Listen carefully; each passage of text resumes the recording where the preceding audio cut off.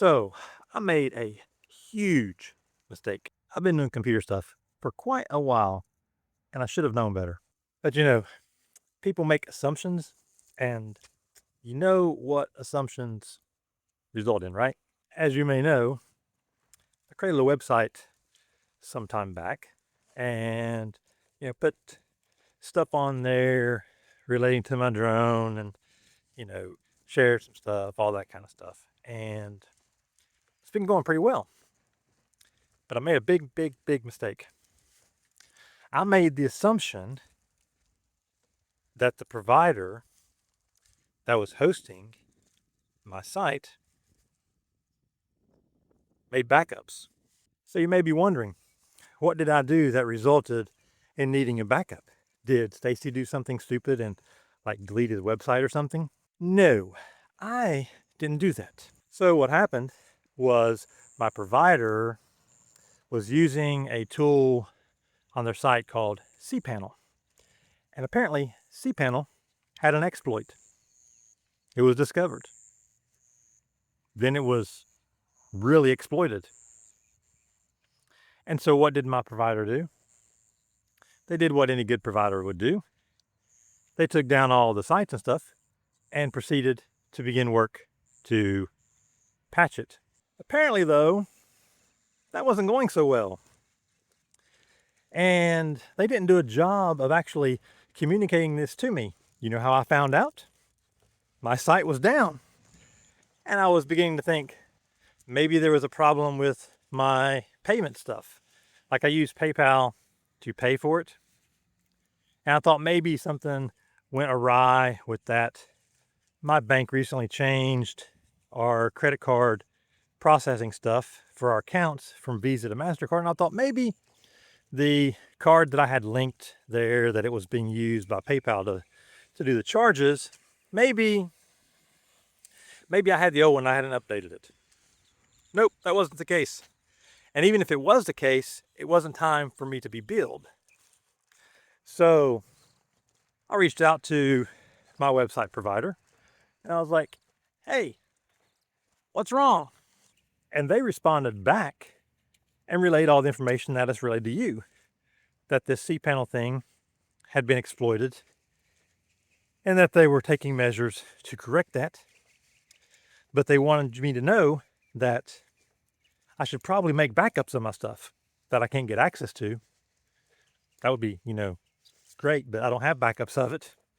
And if I did have the backup service that they sell, which I wasn't even aware of, making the assumption that, if you're hosting something, obviously you would make a backup of stuff, at least periodically, I don't know, once a month or something at a minimum.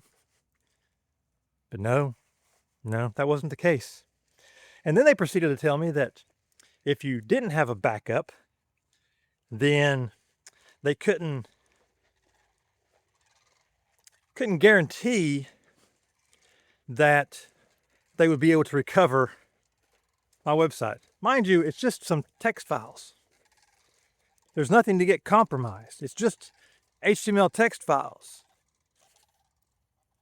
And yet, they couldn't make that guarantee, which tells me they probably just nuked everything. That would be my guess. Other than the backups that, people had paid for, I guess. But I wasn't that lucky. The birds agree. So I had to go find a solution for myself. And I thought, self, maybe, just maybe, I might be able to find, a cache copy of my site in my browser, maybe somewhere on my computer, maybe the Wayback Archive. Maybe I get lucky enough there. So I checked the Wayback Archive and whoa, they had a backup of my site. I was like, yes, good. It'll be old, but at least I have a starting point. The piece that I was most concerned about was the gear page, and not because there's anything, unique or earth-shattering or anything there. It's just I'm lazy, and I didn't want to go have to recreate that page of links. There's a lot of links. I don't want to do that. So I was trying to find a solution for that. So Wayback Machine had a copy of my site, so I go check it out. What do they have? Just the landing page. Nothing else. Strike. So I check my Google browser, Chrome, good old trusty Chrome, the one that I never delete anything. I just let it build up its history and cache and all that stuff. Never clearing that stuff. Never will have to. Surely it has a copy of it because, I've been to my site numerous times. Surely it has a copy of it. Nope, it doesn't. How? I have no earthly idea, but just my luck, I suppose. So, at this point, I relay this information to my son, who also has a website with this provider, whose site was also down. And he had a little more important information. He had a whole application that he had created that was hosted there that he didn't have a backup of. Yeah, we learned a lot of valuable lessons. So he did some digging and he found another web caching place. I don't even remember the name of it. But he was able to recover a copy of the gear page from whatever time frame that they had cached it. Yay! That helped a whole lot. So, got that file and had that next step. What do we do moving forward? We began to look for other solutions.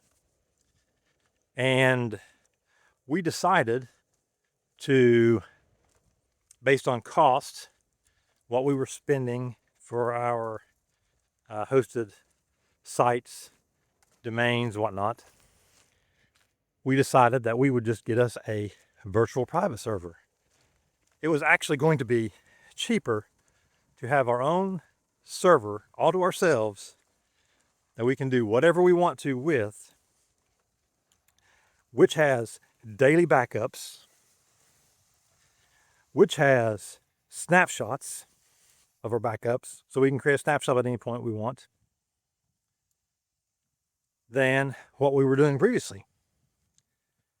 That brings me to the present. So I have managed to basically recreate my site now. So you can go check that out, and I would appreciate it if you did. But the bigger ask that I have for you now is to go to that site, get my email address that's prominently posted on every page, send me an email. I want to test my mail because I also lost all of my email related to statesmanfpv.net. All gone. So we created a mail server on our new virtual private server. Got that all set up. Seems to be working, but there's a few things that you have to do to ensure that you don't get marked as a spam site. And so I would like, if you feel so inclined, it would be great help. Send me an email, stacy@statesmanfpv.net, and I'll proceed to reply, and you can reply back and let me know if you get it. And that will go a great ways in making sure that that email address doesn't get blacklisted by spam. My server doesn't get blacklisted as spam. I'm not going to sell your email address.